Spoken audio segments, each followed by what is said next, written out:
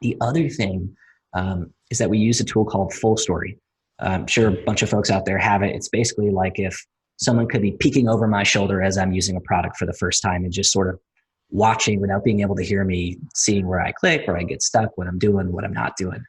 And we started a thing called Fullstory Fridays, where everyone that worked on this type of work would pop in the room and we would pull up 50 new user accounts in a row and we would just watch them. And that was magical.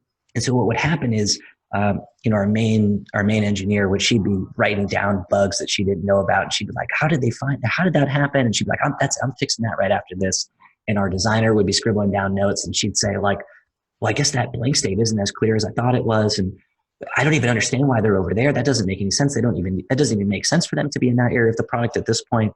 I need to rethink the flow. And so to me, those were the things that led to some magical experiments, was just getting really close to our users and figuring out where they got stuck and what their friction points were, and then thinking through as a team, what are the things that we can do either project wise or experiment wise to help them faster and to get them over these hurdles.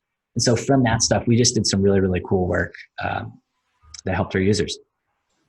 Brilliant. I love that idea of having the full story Fridays and really just diving through what are some of those experiments, well, not experiments, but experiences, and really seeing where people get frustrated and whether it's rage clicking or really just dropping off in the middle of the experience because there's just way too much friction in their way. So that's fantastic. And I think that's probably the best thing that if you haven't done already, immediately try this. Because for a lot of people that you can immediately find a lot of things you can improve in your onboarding. And so with that, I